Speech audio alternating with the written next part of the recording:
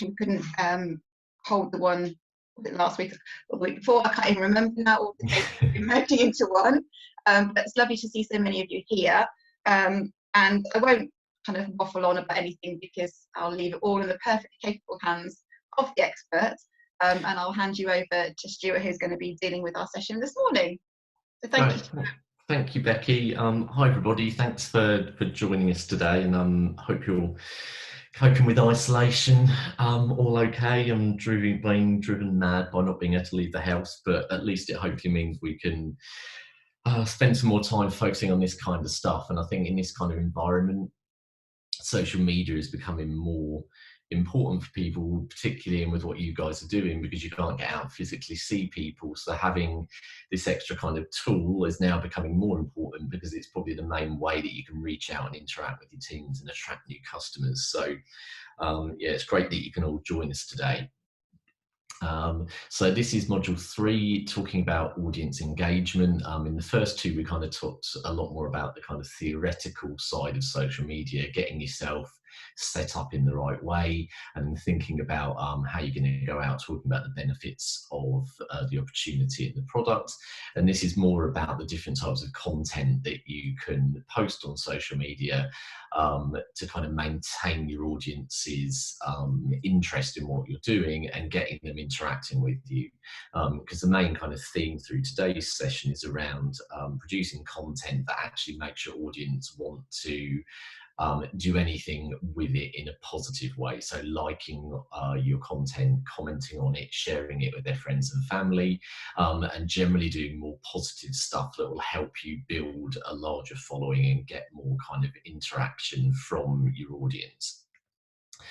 So the things we're going to talk about today, I thought it'd be useful first of all to talk about what is engagement, because again, it's one of these terms that you maybe hear used a lot in the kind of social media world, but exactly what is it and why is it important? So we'll cover that. Then we'll run through some different types of content.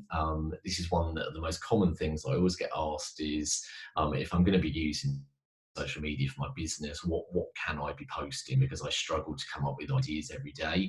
So we've got a few ideas of different kind of things you could be posting. We'll then talk about how frequently you should be posting as well, because again, sometimes people get very paranoid if they're not putting something out every day or twice a day, that's a bad thing. So we'll kind of do some myth busting and give you the real facts around this is how genuinely, how often you should be putting content out there. And again, that varies massively by different platforms, so we'll kind of clarify that. Then talk about hashtags, because again, that's one of the most common things that people either don't get at all or maybe don't know the most effective way to be using them. So we'll talk for about hashtags for a little while. And then the last 2 things, handling negativity.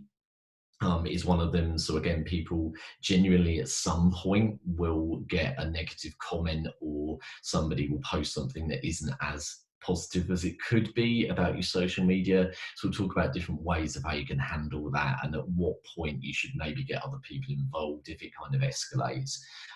And tools that can save you time and effort, because that's probably a really important thing for anybody that's running a business that wants to use social media, is that going right back to that first session that we had, it shouldn't be consuming your business, it should complement it. So there's various tools, some of them you might already be aware of, but hopefully there'll be some new ideas in there for you with things that can make your life a little bit easier.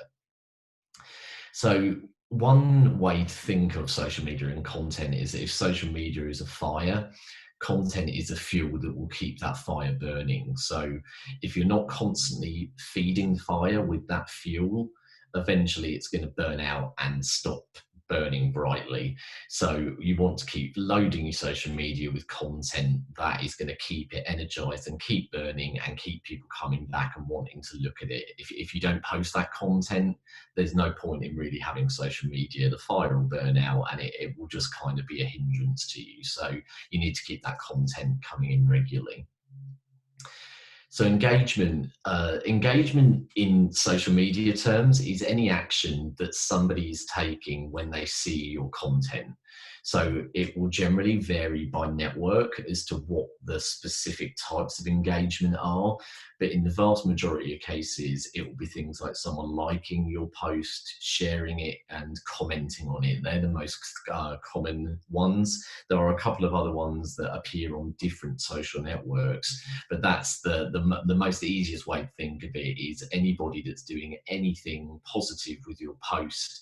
That's an engagement, and we want more of it. And we'll come on to why now.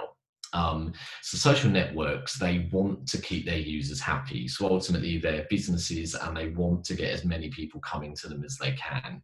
So they like to present people with content that they think they're going to want to see. So they look at someone's browsing history and what they're doing within their social network. So if I'm on Facebook and I'm constantly looking at posts of cats doing silly things, the network and the algorithm will build into my feed that person likes looking at videos of cats. So I'm going to present loads of more content that is relevant and shows cats. And you might see that within your own Facebook and Instagram feeds. They're really clever at looking at what you've been searching for, and then they will conveniently present more of that stuff to you. A really common way that I always see is if I'm searching for something on Instagram, just a one-off of a product that I might be interested in, then on Facebook I will seem to get loads of ads presented, so sponsored ads that are for that product that I was looking for. So they're very, very clever and they're very quick at doing it. So in terms of what that means for you, if your content has a higher engagement rate, it stands a better chance of being presented to more people. So if somebody sees one of your posts and they like it and they share it with their friends and they comment on it, and that kind of then spirals out and more people do the same, the social network will think, okay, this content is something that people want to see. So I'm going to start showing more from the person that posted it because I know that they're producing engaging content that people want to see, and I want more people to see it because they're going to keep coming back to my social network, if that makes sense. So something that you need to find out is what is your engagement rate, and we'll cover this in a couple more slides. But through knowing what your engagement rate is, it allows you to identify what types of your posts are doing well. So what kind of content does your audience like? And then you want to do more of the good stuff and less of the stuff that isn't performing as well. And it's not uncommon. So if you've never even looked at that, or you don't know what your engagement rate is or what that even means, don't beat yourself up too much, because a lot of people don't. But one of the best things you can do is get your head around it, and then it will really help you to stop wasting time on things that actually aren't getting you any benefit, and you can focus a lot more of your effort on all of the good stuff, doing things that people are liking and they're wanting to share with people. And it really is a virtuous circle. So the more people that are engaged with your content means that more people are going to see your content in the future. The adverse side of it is if you're posting content that people don't like and no one's liking it or commenting on it or sharing it, the network will see that and think, well, that person isn't really producing content that people like, so we won't present it to as many people in the future. So you need to kind of get it right and then maintain it, and it will just keep growing and get better and better versus getting worse and worse. One other kind of point that hopefully isn't kind of going too over people's heads is that sometimes people think they just want to reach as many people as possible. So when I put out an Instagram post, I just want it to be seen by as many people as possible, and people view that as being the main driver with any kind of content. But I would say that engagement should always trump reach. So it's no use having 1 million people seeing your content if none of them are interested in it and they don't do anything with it, or they don't engage with it, they don't contact you, they don't say that they want to buy something from you, they don't want to join your team. So it'd be better to, instead of that 1 million people seeing it, it might be better to reach 100 people that are interested in your post, and then maybe 5 of them contact you and say, yep, I want to do something about this. So don't beat yourself up too much about always having to reach a huge amount of people. It's better to reach a smaller amount of engaged people than reaching a high number of disengaged people. So to give you an example of what we mean by engagement rate, this is a calculation. It might look a bit scary, but I promise you it's not. And once you kind of get used to it, it's quite an easy thing to do. And it also becomes quite addictive, I find. And you kind of want to always outdo your previous high. So for Instagram, you can calculate your reach, your engagement rate quite easily, provided you've got a business account or a creator account. So if you remember in one of the earlier sessions, we talked about with Instagram, for your business, you probably want to convert your personal Instagram into a professional business account, because then it gives you access to data about how well your posts are performing, and it's this data that we then use to calculate the engagement rate. So what we would do for Instagram is we would add up the sum of our likes, comments, shares and saves for a post, and then we divide it by the number of people that had seen that post, which is our reach. And then that's the answer from that sum is then your engagement rate. So to give you an example, if it comes up, here we are. So if a post reached 1,000 people, 55 people liked it, 5 commented on it, 2 shared, and it was saved 3 times. The calculation is the 55 plus the 5 plus the 2 plus the 3, which is 65, divided by the 1,000 people that saw the post. And that gives us 0.065, which is 6.5%. So that might be a little bit confusing if it's the first time you've ever seen it, but again, you'll get the slides after, so you can refer back to this. But a good way to think of it is, sometimes people always say, what is a good engagement rate and what should I be aiming for? And it sounds a bit of a cop-out, but there generally is no standard. And with clients that I work and with my own, there is a massive disparity. Sometimes I get really, really high engagement rates. It can vary based on your reach. So if your reach is generally a lot lower, so if you reach 10 people and 5 of them liked your post, you've immediately got a 50% engagement rate, which sounds really, really high. But you think by the time that multiplies up and you're getting into tens of thousands of people, the engagement rate can come down. So I wouldn't worry too much around it. You've got to hit a certain level. My advice would be to monitor your own engagement rate and look at it for your own posts. So maybe go back a couple of weeks or a month if you've got the time, look at your own posts and kind of see what your own average is and set that as your benchmark, and then kind of say, okay, last month my highest engagement rate was 5%. This month I really want to try and push myself up to 7%, and keep building on it that way. The good thing about knowing your engagement rate, as I said on the last slide, was then you look at what's working well and what isn't working well, do more of what is working and do less of what isn't working. And that's where it can really kind of save you a lot of time. So when you're creating your content, there are a few things to consider. A lot of them go back to some of the things that we've spoken about in previous sessions. So the first thing, but certainly the most important thing, is what does your audience want to see? So again, if it's not going to be adding value to them, something that they're going to find interesting or doesn't meet a need that they have, you probably shouldn't be posting it, because it means they're probably not going to engage with it if it isn't relevant to them. So again, keep it varied. You don't want to be posting exactly the same thing day in, day out, because eventually that will become boring, irrelevant of whether it is of interest to your audience or relevant to them. But again, always kind of keep on topic and keep it interesting. So that's where it can be through maybe doing things in a slightly quirkier way, putting your own spin on things and letting your personality shine through. So again, it might be that all of you ultimately are doing the same thing and are offering the same product and the same opportunity, but it's you as an individual that can bring a different kind of spin on things and make it unique to you. So again, don't kind of shy away from putting your own kind of personality into your posts. Ask for feedback, but importantly, be prepared to reply to it. So again, when you're creating new content, and I think I've seen quite a few of you do it actually on Instagram, of asking people what do they want? So what do they want you to post about? That's a really good thing to be doing because it will keep your audience engaged and you're going to be giving them what they want.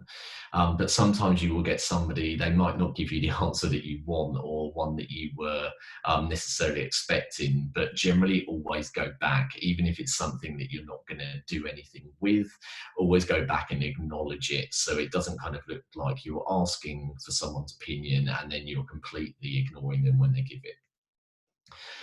Posting consistently but not constantly is again something that hopefully is a more of a reassurance to people. That there's a lot of pressure on social media that you've got to be posting stuff out constantly if you ever want to get anywhere, and that generally isn't true. If you post too frequently, it can become a little bit too a bit where it becomes boring because generally people don't have enough content to constantly post something new and refreshing, and it also can be a bit of overkill for the audience. So if they're constantly seeing something from you, it can become a little bit too much and they'll switch off. Worst case, they could unfollow you, or they could actually, there's options where you can mute people on different social networks, so it can say, actually, like, I just need a break from this person. I don't want to unfollow them, but don't show me their content as much. If that happens, it then obviously will impact your engagement rate, because if people aren't even seeing your posts, there's no way that they could engage with them. So the more important thing to focus on is finding a regular pattern that you can easily maintain. So if within your current workload and your schedule, you can only afford to post 2 or 3 times a week at the most, that's fine. Just stick to that regular pattern. One of the worst things to do is post really inconsistently. So if for 1 week you post every day, then you leave a whole week of doing no posts. Then the following week you only post once a week. Then you go back to the following week doing every day.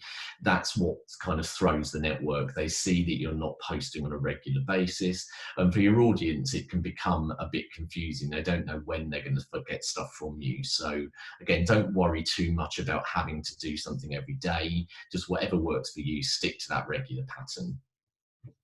And sharing Usborne content is something that, again, I think a lot of you probably do, from what I've seen anyway, the people that are kind of following it on Instagram.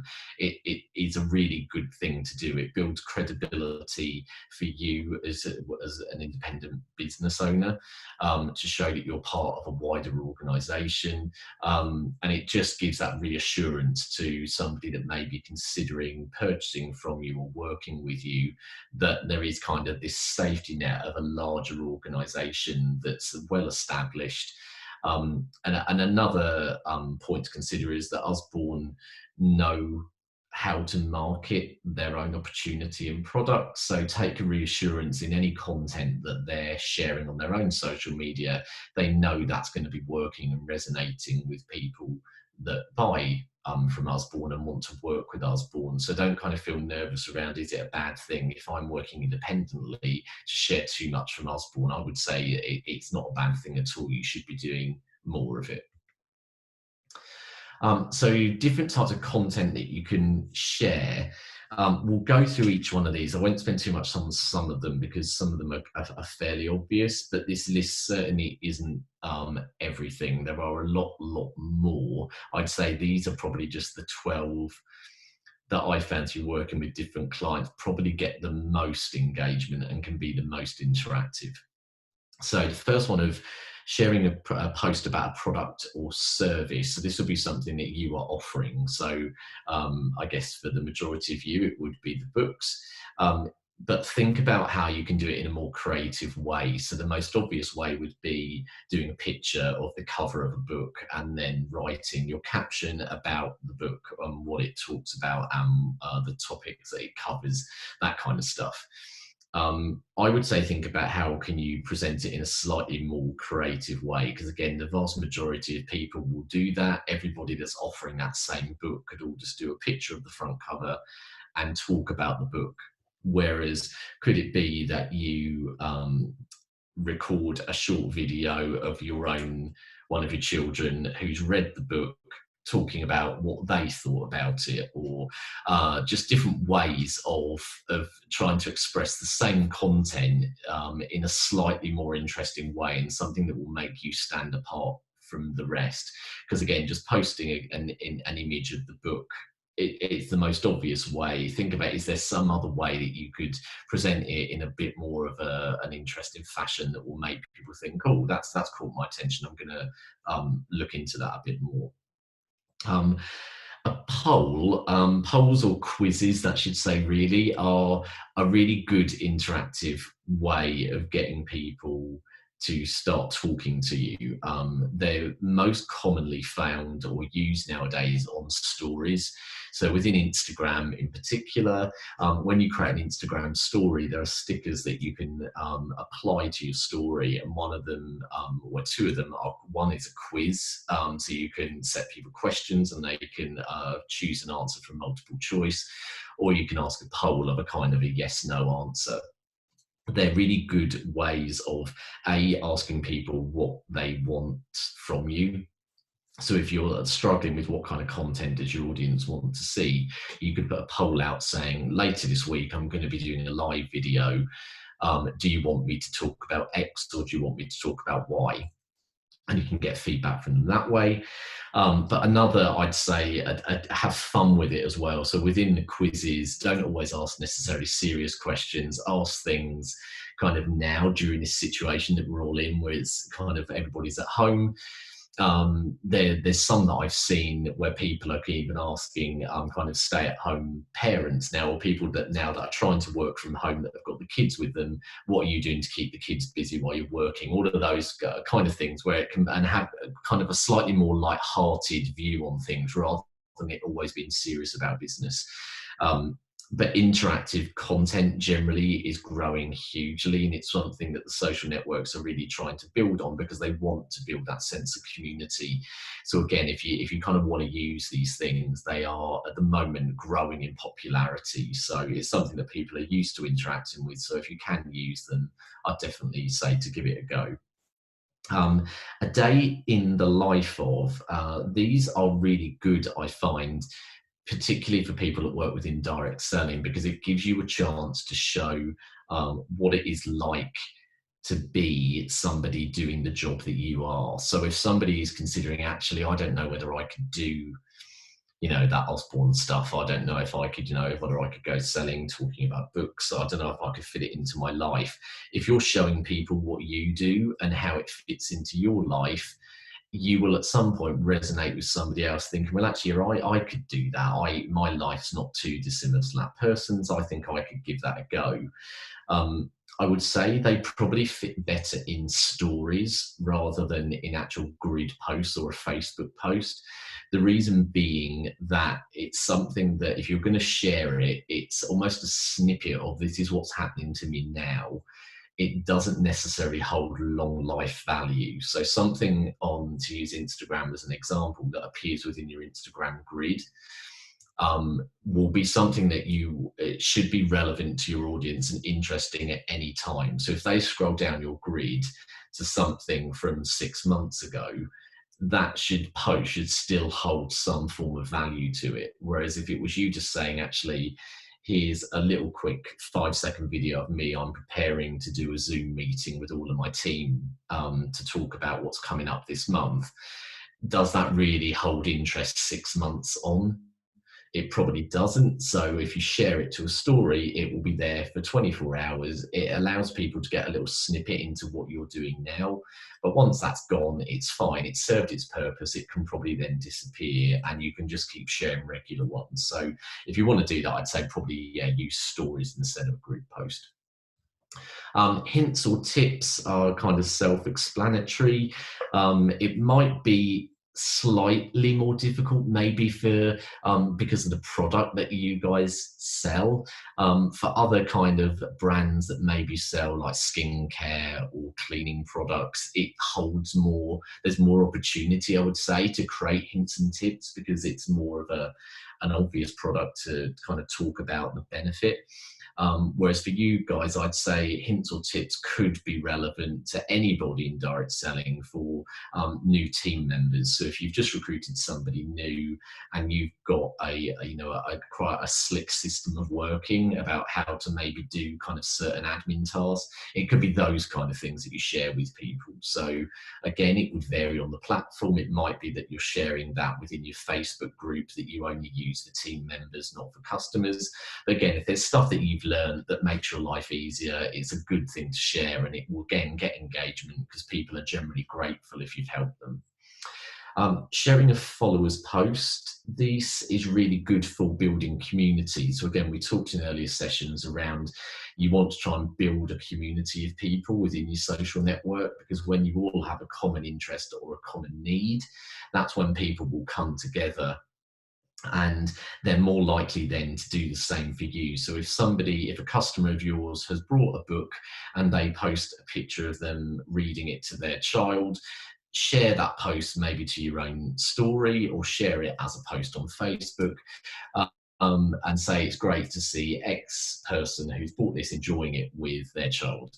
Those kind of things, it just shows that you're interested in people and that you value your customers, as opposed to just pushing stuff out to try and get people to buy it or to join your team. And generally I find if there's anyone that I've shared their post, they will probably do something for you and share one of yours in the future as well. So it's a good way of kind of you scratch my back, I'll scratch yours. Promotions or offers, this is a kind of an obvious one, but you need to tread carefully with it. Social networks in the good old days, I'd say, when they were kind of coming about, you could put out a promotion and it would reach loads of people and you effectively got free advertising.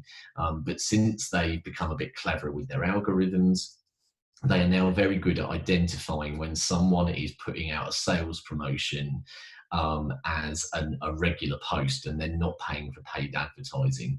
And generally those posts now, if it's too sales oriented, will have a reduced reach. So I don't know whether you guys ever see this. If you do go into the stats for your posts, particularly on Facebook, I would say you probably notice it the most. Of that, if your an average post, say, reaches 100 people, the minute that you put out something that talks about a sales promotion, it might only reach, say, 20 people. And generally the reach of these posts is a lot lower. So if that's happening for you, don't think it's anything that you're doing wrong. It's not. It's just that now networks want you, if you're going to put out a sales promotion, they expect you to buy paid advertising for it. So again, if you put them out, it's a good thing to do because you want customers to know obviously about the promotions. But again, don't be too surprised if they don't reach as many people as your other posts. Inspirational quotes, again, these are a little bit like Marmite, I think. I generally find that people either really like them or they hate them, but generally they work well. So I wouldn't overload your social media with them. But again, during this kind of time when we're all at home and people are maybe struggling with it a little bit, there's been, I think probably a lot of you have probably seen it, a flurry of people putting out kind of quotes that are more positive about people working together and getting through difficult situations and looking on the bright side. And they do have a purpose. If you find the right quote that fits into the situation that you or your audience is in at this moment in time, they can be a good way to kind of put a smile on people's face, get people thinking, and they will probably reply back if it resonates with them. A blog post or an article, again, this is kind of relevant only if you have these things, but it's about directing people somewhere else. So if I put a Facebook post out, it might be that something like a good one was around a particular awareness day. So if there was a World Book Day, that kind of thing, talk about it within your post, but maybe redirect somebody to an article that talks about that particular topic or gives them more information. If you're talking about a product, it could be that you link to a personal website of your own where people can buy the product. Or if you do maintain a blog, direct people to that channel. So you're using your social media to point people to everywhere else where you're active, and it's not just about purely your social media posts. Success stories are really good for attracting new people to the opportunity. So by success story, I mean talking about your own success or the success of someone within your team. So it might be if you've had recognition from Usborne, to share that and talk about it. So it might not be going into the level of detail of specifically what you did to qualify for the particular piece of recognition, or talking about any kind of monetary value that you might have been awarded, but just talking generally around, I've been recognized for doing this. It can then be aspirational to other people, thinking, actually, God, I want to go out, I want to be in that situation. So if they see a picture of you on stage being recognized for something, that might really drive on someone in your team to think, God, yeah, I really want to strive, and next year I want to be that person standing on stage. And it can also be really motivational to people that might be considering taking up the opportunity themselves. Again, it can make them really think, God, yeah, if that's, I want to, I know I can do a good job. I want to be recognized for it. I want to be in that position. So I'm going to contact that person and ask them how they did it and can they help me get there as well. So don't shy away from your own achievements. Again, I generally find that people very rarely post too much about this, because I think generally people shy away from it. They don't like to kind of talk about themselves too much. So don't be concerned that you're going to go too overboard with it, because I very rarely found that people do. But yeah, don't be shy from talking about what you do well. Good causes, again, these add credibility. So any kind of charity work or local community work that you're involved in, or that Usborne more widely is involved in, talk about them and share them. Again, it just kind of shows that you're part of a larger organisation, and that it's not just all about selling a product, that you're actually supporting something more wider within the community as well. Brand values also fit in with a similar thing. So again, that's linking it back to the values of Usborne more widely. Again, it adds credibility and just kind of shows again that you're part of a larger organisation, and those values will resonate with certain people. Again, I think it's something quite unique to the direct selling industry, that people probably join in a lot of instances the company that they feel most comfortable with and is aligned to their own personal values. So again, to talk about those values is a good thing, because it means that you're probably then going to find the people that want to work with you are people that are of a similar mindset, because those values attract them into the company. And the last one I've added on is competitions. I'm not sure whether any of you have ever done a competition on social media, but they are a really good way of increasing your reach. If you ever do a search on Facebook or Instagram or Twitter of #win or #competition, #freebie Friday, you will get loads of posts, and it's a good way of getting your brand and you personally out there, because people will be regularly searching for those hashtags and they'll probably see your post. The one word of caution is, I'd say, to probably do no more than one competition a month at the very most.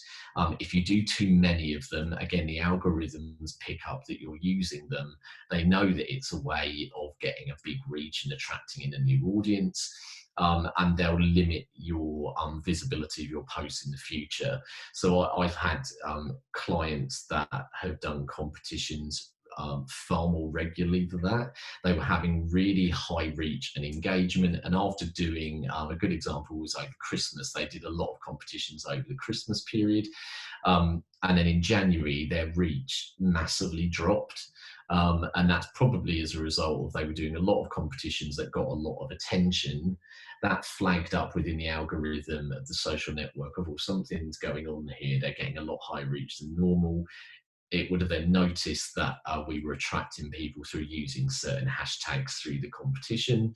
And they kind of then think, actually, okay, you're not kind of playing fairly now. So then your content gets driven down in people's timelines. So again, they're a good thing to do. Just don't go too overboard with them. The way you would use them would be if it was to win a product for free. So you were going to give away maybe a bundle of books. The most common way to do them is to say, if you want a chance to win this bundle of books, then like this post, tag a friend in a comment, and follow my profile. So by liking it, it's going to increase your engagement. Through getting them to share it with a friend in the comment, through tagging someone, it's getting more people seeing your content, so they'll become aware of you, and hopefully that person will then do the same. They'll tag another friend, and it kind of then spirals on, so you get more people seeing you. And through asking them to follow you, if they want to win, they've got to follow you. Again, you're straight away getting a new audience member. So that's why they're popular and how they work. But again, just use them cautiously. And the other thing with competitions that's really important is that you need to apply terms and conditions. So each network will have within their own terms and conditions rules about if you're going to post a competition, say on Facebook, these are things that you need to clarify. And generally it will be things like what people specifically need to do in order to enter the competition, dates of when it's open to and from, countries of that you have to be a resident of a certain country to be able to enter, all things like that. And the most common term that you need to apply is that the competition isn't associated with the social network. So it will be generally a sentence at the end that says this competition is in no way sponsored or endorsed by or associated with Instagram or Facebook. So again, there's standard text. Don't let it worry you too much. I've got one that I kind of use myself, that I use with clients. It's just a standard spiel that at the end of a competition you just copy and paste each time, and maybe just change the dates, etc. But yeah, competitions are definitely a good thing to use. Just to call out three particular kinds of content and how they can work. These are things that I would advise if you kind of want to try anything, it would be these three things. So the first thing is stories. And we talked about these a little bit briefly a while ago. They're a great way of reaching potential new customers and building stronger relationships with your existing ones. And as I said, story usage is on the rise, particularly on Instagram. We're seeing more and more people, particularly younger users, are using stories rather than posting stuff to their grid. You can get stories also on Facebook, but generally they're nowhere near as popular as they are on Instagram. They can get your message out faster to people than a regular post because they appear at the top of someone's feed. So when you get the little circles at the top of your Instagram page and on Facebook, if you're posting stories throughout the day, you're probably going to appear to the front end of that line of circles. So somebody, when they're opening Instagram, will maybe see your profile picture straight away. They'll click on it and they'll see your whatever you've posted, rather than having to scroll through all of the other people that they're following in a grid to then see your post. Like I said earlier, they now have loads of interactive features on them as well. So you can ask polls, have kind of sliders where you can put emojis on it. It's kind of asking people how much do you like this, and they slide across. Question stickers, quiz stickers. And there's the ability as well to go live. So we'll talk about live video in a little while. But within that, you can also have chats with people. So again, it's really great ways to involve your followers rather than you just putting content out where it's you talking at them. You can talk with them through stories. And like we said earlier, that a really great way of using them is to share your day. So what you're up to through your day, rather than using up a regular post where it can kind of clog up your grid and make it look a bit messy. Live video. This is something that I'll cover in a lot more detail in the final session next month when we talk about video and photos in more detail. The live video is something that's been for the last couple of years is becoming more and more popular, and social networks really favour it as a content type. So if you're using Facebook to host your live videos, Facebook generally will push that out and tell more people about it than they will other types of posts, because they want to be more popular than, say, YouTube or other providers that provide live video as well. So if you can use it and you're brave enough to use it, then I would say definitely give it a go. It can be really daunting the first time you use it to kind of put yourself out there, and when you start seeing people coming through and you're having to think on your feet. But once you get into the stride of it, I promise you it does get better. Once you've done it once, the first time is awful and you'll probably be having kittens thinking, God, what am I saying? I'm gonna mess this up. But it does show the authentic side of you, and it shows that you're a real person. So don't think those kind of little hiccups, or maybe not knowing the right words say, that's a good thing. It's not a bad thing.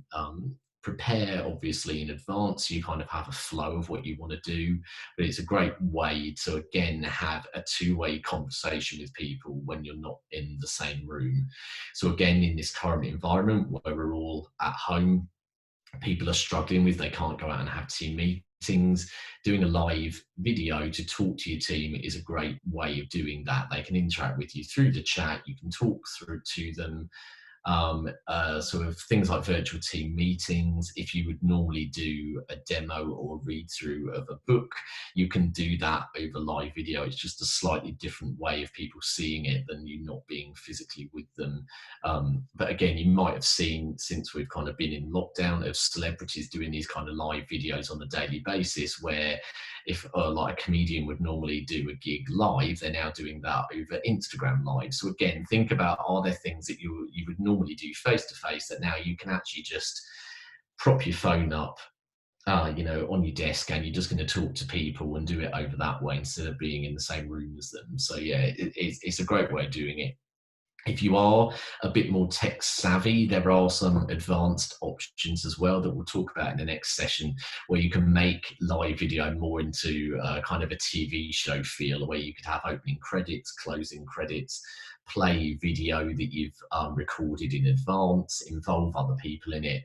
But again, that is it on the more advanced scale of things. Don't feel you have to be at that point. It can be as simple as literally getting your phone, propping it up on a table, clicking live, and then just talking to people. It doesn't have to be anything too fancy. And answering FAQs. This is something that, again, now while we've probably got more time at home, this could be something that if you've got a few spare minutes, you could do, and it will save you a lot of time in the future. So it's about thinking of social media as a way of saving you time. So if people are asking you the same question over and over again, so things like, might be team members saying, how do I place an order? How do I process a return? To save you having to say the same thing over and over again and talking to them on the phone or meeting with them, it could be that you create a social media post or a video that answers that question. And then whenever people ask you it, you can just send them the link to that particular post or video. So again, it just saves you having to repeat the same thing over and over again, and you know that someone is getting the right answer in a consistent way. So you can host them either as unlisted videos on YouTube or within your close Facebook group if you don't want them publicly viewable, and then you can just send people the link. And it's I find generally it can be for other for different types of products, again, for other companies, there's things around how to, if they had a particular product that had to be like wired in, or there's a certain way of setting it up, there's a good way of producing videos for customers. Maybe for you guys, again, with a book, generally when someone receives a book, they know how to use it. So you might not be recording stuff for customers, but for you guys, it might be more relevant for team members. And again, of kind of helping them with how to do common admin tasks rather than actually a customer tip, if that makes sense. So again, through your different types of posts, there'll be different messages that you'll be delivering with it. They generally fall into these categories, one of these categories. So you're either talking about the benefit or the value that your products offer, you're talking about the business opportunity benefits, providing something that someone can aspire to. So again, it might be a recognition that you've received from Usborne, or showing what the opportunity is given you. So it might be that you've got more time at home, you've got more time with your family, you're sharing something that someone can see and think, actually, God, yeah, I want to be in that position. That could be for me. Achievements and personal success, like we talked about earlier, credibility, so either talking about the good causes or the values and the wider picture of Usborne, and sharing who you are and your life and kind of what your daily routine looks like. But the most important thing with any of your posts is, wherever you can, always include a call to action, and that is what drives your engagement. So what I mean by call to action is explicitly telling people what you want them to do. So it might be within a post, if you're asking people what content they want, saying comment below and tell me what you want to see. It might be if you're posting about a new book that's just come out, saying if you were giving a preview of it maybe before it's publicly available, saying contact me if you're interested, or you want me to let you know when it's become available, something like that. It can be just one sentence, but always try to tell people what you want them to do. It sounds obvious, but it generally does work. If you can kind of do a test of it, maybe of do two very similar posts, maybe in over a 2-week period. One where you just put the post out and you don't include a call to action, and then do almost a similar kind of post in the future, including a call to action. And I would be, it's almost a certain bet, I would say, that on the one that include the call to action, it's kind of one of these like a low level psychological thing of once you tell somebody to do something, you can even do it in a very subtle way, but it will drive them to do it. Whereas with social media, you can almost kind of become quite numb to it. People are scrolling through, unless you tell someone what you want them to do with it, they'll just keep scrolling through their feed. So yeah, don't shy away from telling people what you want them to do. Common mistakes and things to avoid. We've probably all seen all of these. Poor quality and pixelated images is one of the most common things. So people not producing images in the right resolution, and it's kind of pixelated and blurry. Again, it doesn't paint the right kind of image. If you're going to put something out, I'd say always aim for high quality, high resolution images. It just gives people, again, puts people in the right mindset of that you're a high quality brand versus somebody that's rushing something out and it doesn't kind of look as professional as it could do. Using the wrong image dimensions is one of the most common ones I see.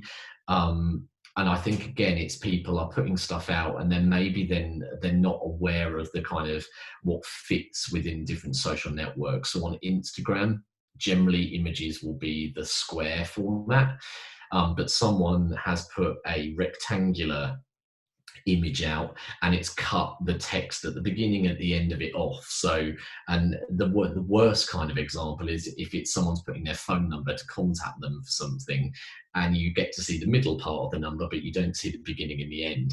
So again, when you're putting something out, there are features within Instagram. If you want to put an image that is longer, it will fit it in, but you have to press a button that will say, I want it to fit in the whole image. I don't just want it to be a square. So just be mindful of that. On the next session, we'll talk more about the kind of what dimensions are right, and I'll provide a handout as well that has the current image dimensions. So again, don't worry if you're not aware of them. But what it is good to have is a template ready that will help you. So you might have an Instagram template, a Facebook template, a Twitter template for whatever networks you use. And if you produce image or content, you have those templates set up and then you know you've got the right dimensions, rather than just getting an image and trying to push it out to all different networks that it might not display correctly in. But again, we'll cover that in the next session. In-your-face sales pitches, this goes back to what we talked about in the second session around you don't want to use social media too directly to have a hard sales push. You want to talk about the benefits, make people realize the value the product and the opportunity offers, and kind of go with a softer sales pitch where you're kind of inviting people to come to you rather than pushing it in their face. Repeating the same thing over and over. Again, you've probably experienced this yourself. If you keep seeing the same thing from someone again and again and again, eventually it will become too repetitive and boring, and you'll probably either unfollow them, mute them, or just scroll past it and won't take any interest, and you're probably then less likely to look at their content in the future. So where we talked earlier on about the different types of content, think about how can you get into a flow, and maybe give yourself a schedule, some thinking about, if I'm planning a week's content, within an average week's content, I'm going to have 2 product posts, one poll, one post that's talking about promotion. One day I'm going to share a follower's post, and you'll gradually kind of build up a cycle of content, and it will help it become more manageable for you then, and then you avoid falling into this hole of doing the same thing day in, day out, because you're kind of panicking and thinking, I've got to put something out there. Inconsistent posting, we talked about this earlier as well, around getting yourself in a regular pattern. It's one of the worst things that can really impact your reach and engagement, is if you don't post consistently. So just make sure whatever works for you, you stick to that regular pattern. And posting off topic, finally, can be if your Instagram grid is largely about presenting the product rather than the opportunity, or about kind of your own lifestyle, randomly putting in a post that really deviates from what you're normally posting can really throw people, and it can look out of place. So just think about, right back to our first session where we talked about what is the purpose of each of your different social channels. Try to really stick to that and don't deviate from it too wildly. If there is something that does deviate and you want to put it out, use stories for it, because again, they disappear, it won't clog up your grid, and you can maintain it a bit easier. But again, using the insights and the analytics from each social network, where it tells you how many people are seeing your post, how many people are engaging with it, use that and learn what works. So you'll be able to look at your post and actually say, God, that one, yeah, I know the image quality wasn't great, and that reflects in my stats because not many people interacted with it. So frequency, I've put these on, but again, they really massively vary per individual. So again, the most important thing is the consistency, not about the actual values that are here. But across the board at the moment, these are what the networks say are the best frequencies to post. So for Facebook, posting once a day. And again, you've got stories that then you can post as kind of as frequently as you like. Instagram, generally a maximum of 1 to 2. Anything more than that, I'd say you're very lucky if you can come up with enough content to post more than 2 a day, and to keep them relevant and interesting and varied. But 1 or 2 is more than enough. And you can also, again, use stories. Twitter, generally they say 10. Some people do massively higher than that. The reason it sounds, people probably think, oh my God, how could I produce 10 pieces of content for Twitter? Twitter is more kind of, the average lifespan of a tweet is very, very short, within minutes. So generally it's someone putting out a thought that they have, rather than maybe a more detailed and creative piece of content that's taken you a long time to produce. So don't be too worried by that. It's more, the reason it's so high is because you're sharing a snippet of what you're feeling now, rather than something more detailed. And LinkedIn, again, similar to Facebook, is 1 per day. But like I said, there is no one size fits all. Consistency is by far the most important thing. And when you are posting, post when your followers are online. You can find that within your data insights, so the analytics within each social network. Facebook and Instagram offer it in a really easy to understand way. There is on my own Instagram, there's a post that I put up recently that talks about where you can find that data and why it's important. But as an example, within Instagram, the first hour of you posting, so at the start of today's session, when I talked about the more people that see your post and engage with it, it means the network are more likely to share it with other people because they know people like what you've put out. That's most important within the first hour, particularly on Instagram. So if I post at 3 o'clock in the morning, it's highly unlikely that a lot of people, because the majority of my followers are within the UK, that they're going to be awake and looking at my profile at that time. So I'm not probably going to get a huge amount of engagement, so it isn't going to get pushed out to more people. Whereas within my analytics, it tells me that between 6 o'clock in the evening and 9 o'clock in the evening are my most popular times. So if I post during those times, more people are going to see it. They're more likely to be active in that time. So it means Instagram are more likely to share it with more people. So that's the theory behind it. But again, if you want more detail, I'll look on my Instagram grid and there's a post there. It kind of tells you where you can find that data for yourself. And then you can take that learning and make sure you post it at the right time. So hashtags. Hashtags are a really simple way of boosting your traffic and finding new people. So if you want to target a particular group of people or a community, you can find them through using hashtags. And a hashtag is a keyword or a phrase with no spaces in it that is preceded by that hash symbol. People get really caught up about hashtags and think, oh, I don't know how to use them. And I would say don't overanalyze it. They're very simple to use, and there are 3 key reasons why you want to use them. So the first one is to find a specific group of people. So it will allow you to find people that have a common interest or they are engaged within a particular niche group. You can also use them to kind of ride a trend. So if there's a wider social movement, event, or a trend happening at the moment in the world, you can use that hashtag. And then when people are searching for that hashtag, your content will be part of those search results.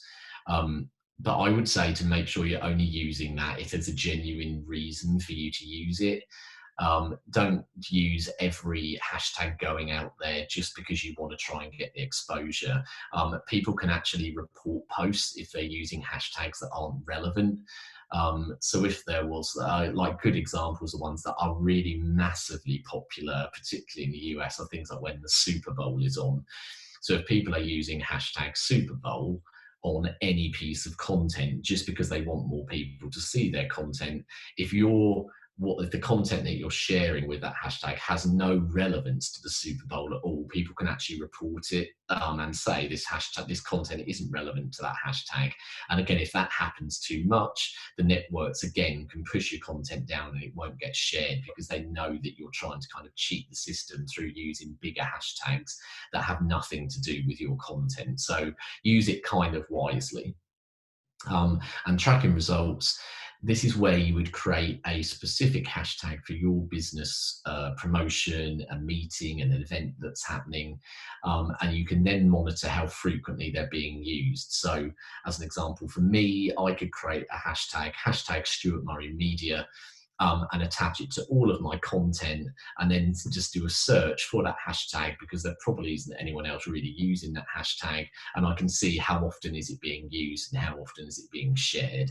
So again, if you were doing a big team meeting and you wanted to get as many people knowing about it as possible, if you were doing that team meeting in a physical environment when you can get together with people, you could ask everyone attending to take a selfie and post it using that hashtag.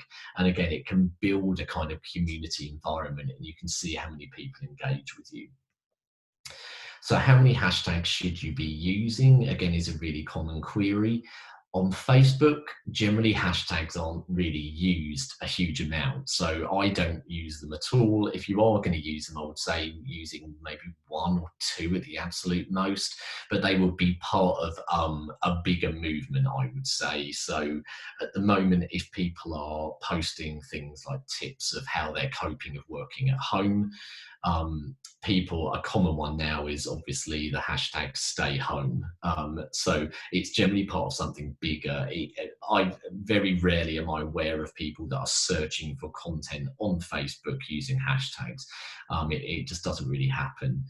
Whereas on Instagram, they are really, really important. You can use up to 30 hashtags in a post, but around 9, 15, 20 is the most common amount where you're going to get the biggest benefit from it.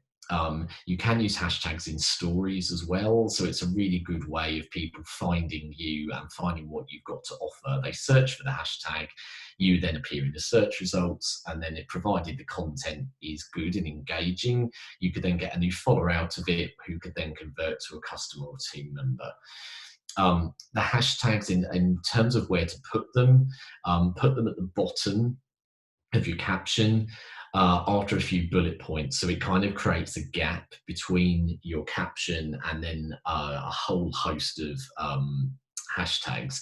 A good way to do that, because Instagram doesn't let you do returns, so you can't kind of go down and create a new line, is to actually write all of your caption and your hashtags in your phone's note app. So you're creating new lines and then you can copy and paste all of it into your caption. It's just a kind of way of breaking it up so it doesn't look like one long block of text. You can kind of paragraph it out. On Twitter, 1 to 2 is generally the average. Again, people will search for hashtags on Twitter, probably not to the extent that they would on Instagram, but certainly more than Facebook. And LinkedIn now offer hashtags as well, but again, generally it's not somewhere where you would use 10 hashtags. It's generally 1 or 2 because it's more that professionally focused environment. There is a post that I created as well. Again, if you want kind of more detailed information, it talks about how you can create and find your hashtags. If you look at this post on my Instagram grid, within the caption, it's got more kind of detail about it. If you want any more information about this kind of stuff, it's too detailed for now, unfortunately, given that we're all kind of already overrunning. But how you can identify groups of hashtags and put them in these buckets of small, medium, and large hashtags, and not using banned hashtags. If you want to know more about that, then feel free to kind of contact me afterwards and I'll talk you through some of that. Tools to save you time and effort. I'll quickly run through these, just conscious of the time. Having a weekly social media planner is a really good thing. So it can be as simple as a grid. You can kind of draw it on a notebook if you wanted, or kind of have a digital version where you'd have your social network and you plan out on Monday, this is what I want to post. This will be the image that I'll use, and this is the time I'm going to post it. Do that for each of your networks. If you can do it for longer than a week, it's good. I would say as a minimum, plan at least 1 week in a block. Planning kind of just 2 days at a time, it doesn't kind of, I don't think you'll see the benefit of doing that because you're doing it too frequently. But it's a good idea maybe on a Saturday to plan out the whole of your next week so you kind of know what's coming up. Buffer is one of the many scheduling tools that are out there. So if you don't want or don't have the time to post on a daily basis, you can schedule your posts in advance using Buffer. There are lots of other tools out there that do a similar thing, but out of all of the free tools and the ones that have free options, this is the best one that I'd say works well. It's easy to use. You don't kind of need to be an expert with it. It guides you through it. And the free option is really good. For the vast majority of people, it will allow you to schedule more than enough posts in advance without having to pay for a subscription. Canva is something that I'm sure a lot of you are familiar with, but it's a desktop app and a mobile phone app, and it's on iPad as well, that has pre-prepared templates and content that you can customize Where we talked earlier about having the right dimensions for posts, this has templates that are set up for each social network, so you can produce content in the right dimensions that's high quality. You can brand it.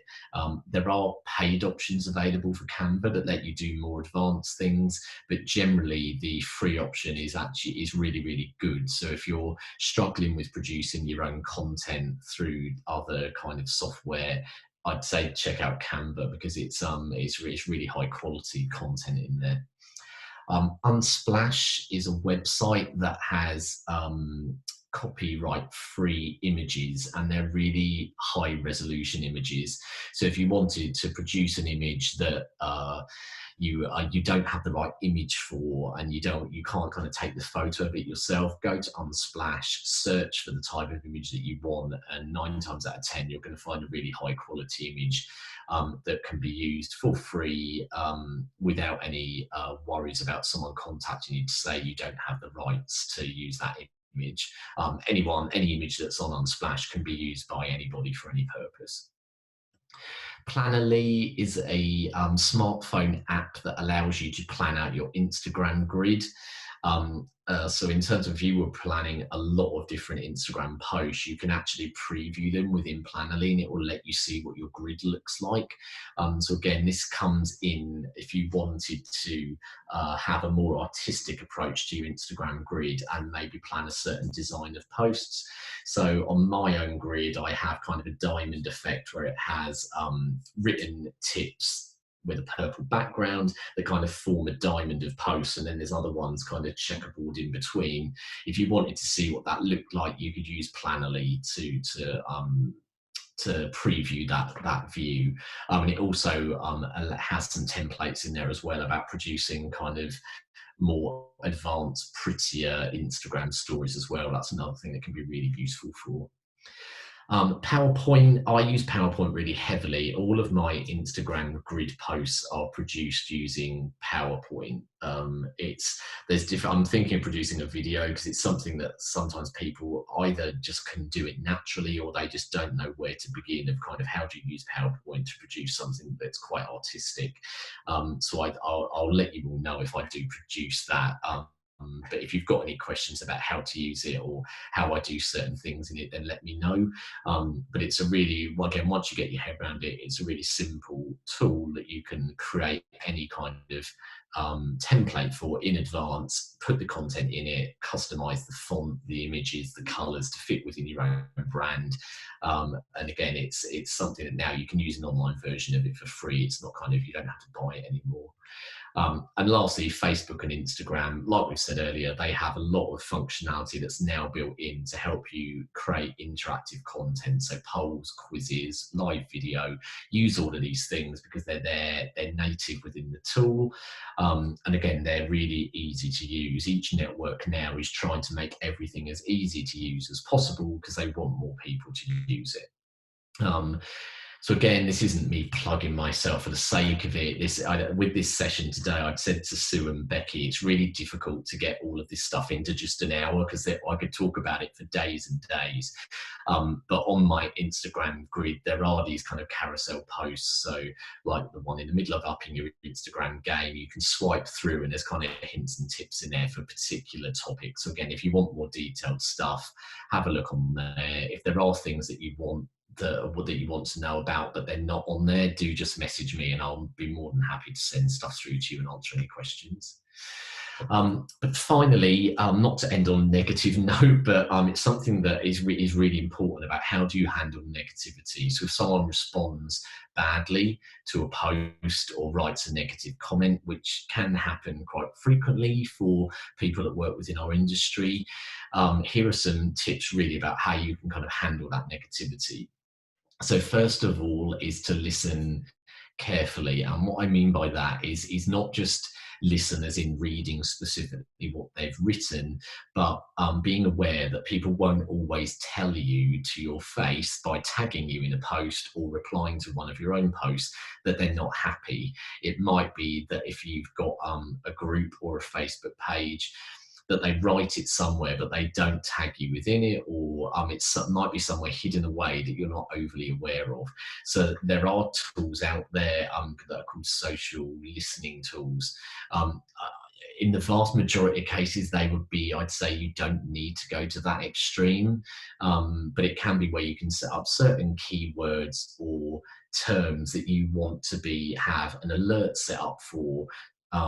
So if you had, say, a hashtag, so if I had a hashtag for myself, Stuart Murray Media, I could set up an alert, as an example, on Google Alerts, where I could set up a Google Alert account that says, I want you to notify me every time somebody uses hashtag Stuart Murray Media, and it would send me an email. You can choose the frequency, either like daily, as soon as it happens, weekly, monthly, and you get a list of everywhere where that term that you've specified appears. So again, if you're using it too broadly, like Osborne as a term, you're going to get thousands of them sent through, because obviously it's a term that's going to be mentioned really, really frequently. But if there is a specific maybe Instagram account name that you use for your business, or your business name, it wouldn't do any harm to go to Google Alerts and set up an alert, and maybe get a weekly email through that will tell you every time that's being used, because it will also be interesting for you to see, are other people posting about you rather than just yourself. And then if they have written something bad, you then have a chance to deal with it and respond to it, rather than it just sitting somewhere and you can't do anything about it. Responding promptly is really important. So all of you have probably experienced a time in real life where you're not happy with something and you've complained, or you've raised your dissatisfaction. If people don't deal with that promptly, it just allows the frustration to build, and then can escalate into something far more severe than it really needs to be. So if someone does write a comment, or they message you to say that they're unhappy, don't leave it too long before you go back, because generally going back quite quickly and dealing with it in the right way can really extinguish any kind of negativity or escalating into something far bigger. In that similar prompt, when you do go back to people, be human. And obviously by that, I mean talking to people in a natural way. Don't be too formal in your language. So we talked in an earlier session about kind of finding your own natural style in the way you interact with people and the language you use. Let that flow through when you deal with these kind of negative responses. And don't get too defensive with it. A human reaction, if someone says something bad about something and you genuinely think they're wrong, is to go back and say, I appreciate what you're saying, but try to avoid that but. Let that person have their feelings, acknowledge it and deal with it, but don't let that dealing with it trip into being defensive, because that can then provoke more of a negative reaction from the other person. Acknowledging publicly is really important. So if someone raised their dissatisfaction through commenting on one of your posts, I would say go back and reply to that comment initially. So reply to their comment saying, thank you for your feedback, thank you for the comment. But it then might be that you then want to deal with it in a private forum. So if it was something particularly sensitive, you don't necessarily want to have that kind of conversation in a public forum. So it might be you initially acknowledge the feedback in the public forum, but then you send them a private message to actually deal with the crux of their complaint, or with what they're not happy with, rather than the whole world seeing it. That sometimes doesn't work. You will sometimes get people that kind of want to make a point of, they kind of want to have everything out in public. If that does happen, I would then say that's when you kind of need to know when to engage and when not to. For the vast majority of people, this will hopefully never become a situation you'll ever be in. But if you do get somebody that is being purposely difficult and kind of overstepping the mark to provoke a reaction from you, I would then choose the point when you actually think, okay, this isn't going to go anywhere. I'm not going to change their opinion. And I now need to consider a different kind of action. That would be, that kind of action could be, you might notify the social networks if someone is being particularly abusive or using bad language or being offensive. You can report the post to the network, they'll then review it and they can then kind of put a warning in place, or in the worst case, they can remove the user from the network. But also, I would say if you're in that situation where it's particularly difficult, where you don't know how to handle it, I would say to reach out to Osborne and speak to the team there to kind of ask for advice around how you deal with it. Because it's something that when you're thrown in that situation, it can be a bit difficult, but you can, as some of you may have seen, delete people's comments or block them. There is a time to use that, but again, if you just block every time someone says something that you don't agree with, that can sometimes be a bad thing, because it looks like you're not allowing anybody to ever have their own opinion. So be mindful of it, but if you're ever considering that, I would say talk to somebody about it first, so you kind of get a second perspective on things. And that, at the end of today's session, that I apologise is overrun a little bit, is the end of today's session. So I'm not sure if anybody has any questions. I shall just go to the chat. Let's have a look. Can we just go to the top? We'll kind of take them in order if that's okay. From Beth, can I ask for Instagram? Is encouraging people to share a post a good idea? I have no idea how to share a post on Instagram. Yes, on Instagram, I'm glad you asked that, Beth. It's a little bit more, it's not as obvious of how you can share a post. So if I put an Instagram grid post out, there isn't the option like on Facebook where you can just share it and it will appear on your grid.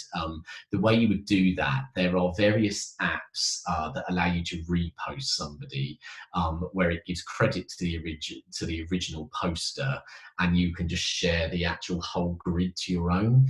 The app I use is called Repost.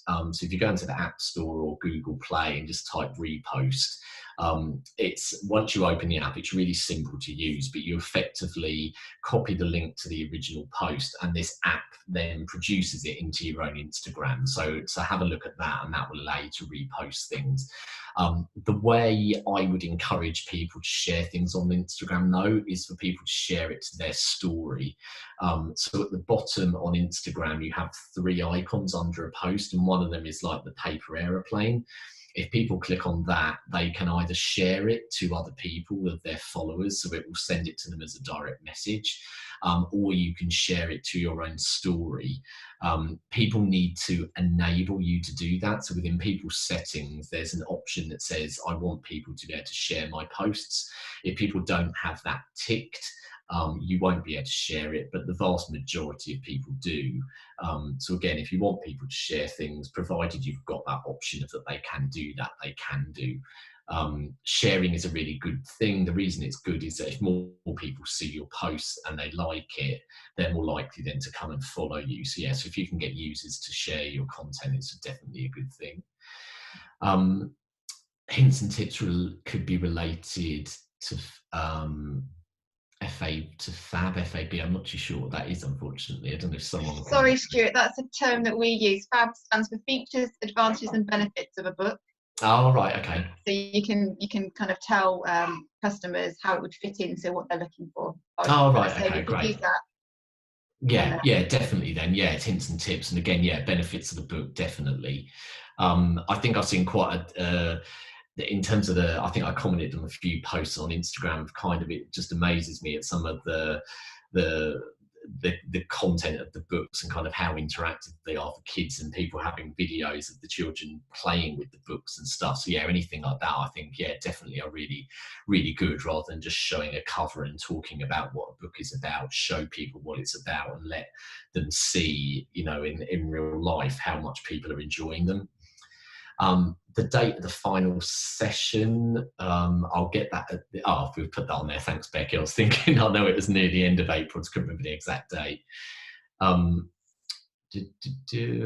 know Mum's doing night feed will be up. A team member joins in the middle of the night. Yeah, I guess that relates to, again, the timing of when you're using people. Funny enough, I do, yeah, it is, you will be surprised at so I've just got the sun shining through my window, blinding me. Yeah, people will be up at random times of the night. I would say use your insights, though, to find the most common time, because it really does make a difference. If you post at the exact time when you've got more people active, you will find that your reach will really increase. And then the final question from Beth. Please could someone WhatsApp me? Oh yeah, I guess that's just to share the most of the content. I don't know if anybody else has any other final questions before we finish. No? Okay, well that's everything for me then. Thank you everybody. Thank you. See you, and God, the sun is so bright, I shouldn't be complaining, but turn my camera out the way and move out to see I'm not blinding you. Thank you ever so much for today, Stuart. I know we have gone slightly over, but there was so much content in there to kind of get through, and a lot for everybody to kind of go away with and work with now, especially during the time that they're kind of having to move everything online with their businesses. So thank you ever so much for this morning. No, my pleasure. So was there anything you wanted to add? Just thanks, Stuart, and stay safe. Thank you very much. Yes. Take care, Okay, I'll see you all in April. Yes. See you in Thanks, April. Stuart. Take care, everybody. Bye. See you later. Bye.